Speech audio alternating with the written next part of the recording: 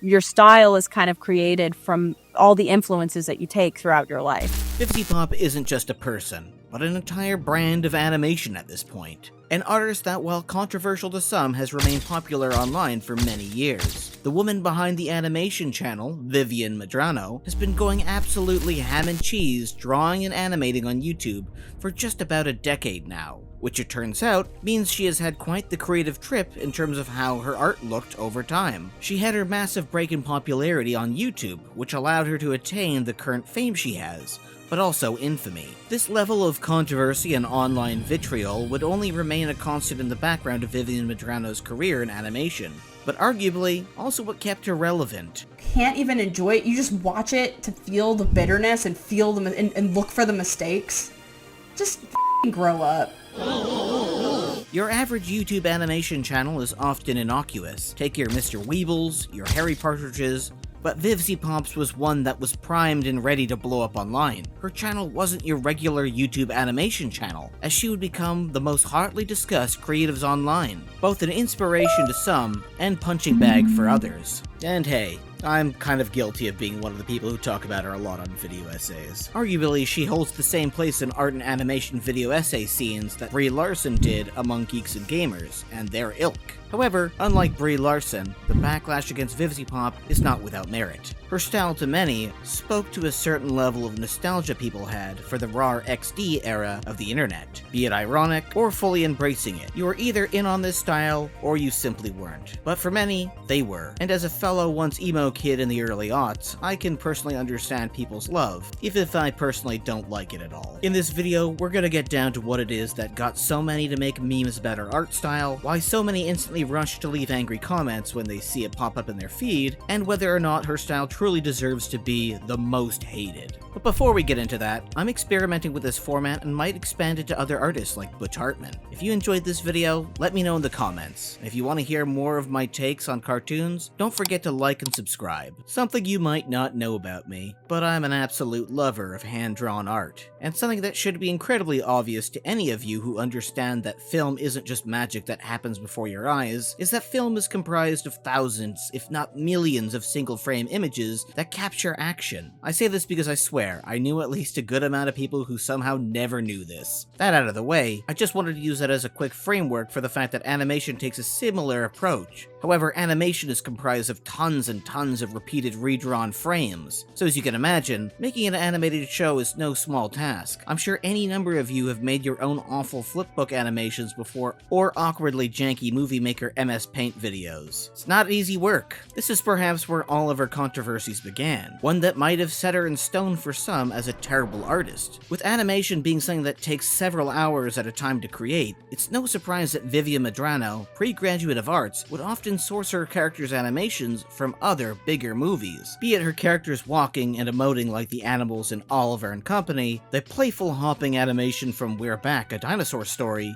and the seductively Coomer-brained animation of the Me, Me, Me girls that completely took over the internet a couple years back. Vivzie absolutely went above and beyond to try and make a name for herself before she made it big, via heavily referencing animation cycles from other popular properties. But in her defense, this was not too different from when teachers tell students in film classes to replicate the styles of bigger filmmakers in order to find their voice. Now, of course, if you know enough about animation history, you know that this sort of practice is commonplace, especially with movies by Disney, as animation costs were pretty high. However, where Vivzie claims that this was all mere reference and not stealing, since just about every artist and animator under the sun has referenced the Akira motorcycle scene, expecting their audiences to soy out. Vivzie clearly seemed to be relying heavily on reference material. While not the worst thing to do, especially since none of it made it into her actual shows like Hazbin Hotel and Helluva Boss, it certainly was a pretty unoriginal start for the then just starting artist. However, now that I've set the stage for Vivzie's early controversy, let's dive into what everybody really wants to talk about: Vivziepop's art style. It certainly is something special, ain't it? Love it or hate it, and goddamn do people hate it,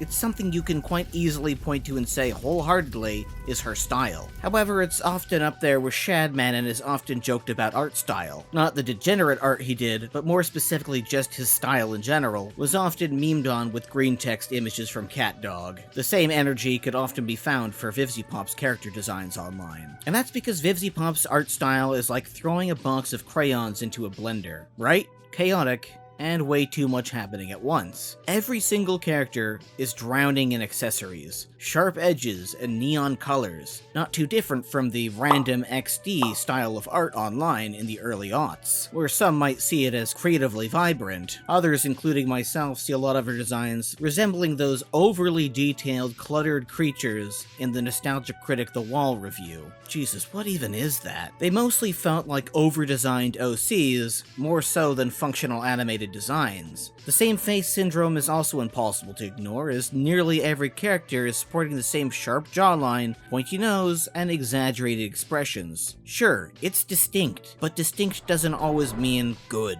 At a certain point, all the clutter and hyper-exaggeration makes it exhausting to look at rather than visually appealing. And yet it's that same style that has kept your shows relevant. Honestly, it's really hard to pin down why people love her style and defend it, while other characters I'd say work, others just feel too try-hard. It's also not helped by the fact that Amazon severely limits the creative animation of Hazbin Hotel. Even if the animation in Helluva Boss is better, the designs still remain fairly bizarre. When you get down to it, Vivziepop's art style is like fast food. It's flashy, addictive, and a total mess. But for some, that's part of the charm. The hyper-saturated colors, exaggerated expressions, and over-the-top character designs feel like a love letter to early 2000s deviant art, evoking a sense of nostalgia for anyone who grew up in the scene kid aesthetics and early edgy webcomic days. It's the kind of style that is easy to criticize, but just as easy to get sucked into, I imagine. Love it or hate it, there's no denying it leaves an impression. Whether that impression is eye strain or admiration depends on who you ask. Vivzie herself will likely remain in the public eye for a long time to come. Her art is aggressive, as she is online with her personality. But is she a bad artist? You know, that's just like, your opinion, man. And for those of you who made it to the end, just a quick heads up. Depending on how this video performs, I may or may not take a break next week. I've noticed a significant drop in my channel's views lately, and I'm not really sure if it's the algorithm, or if I need to change things up with my content.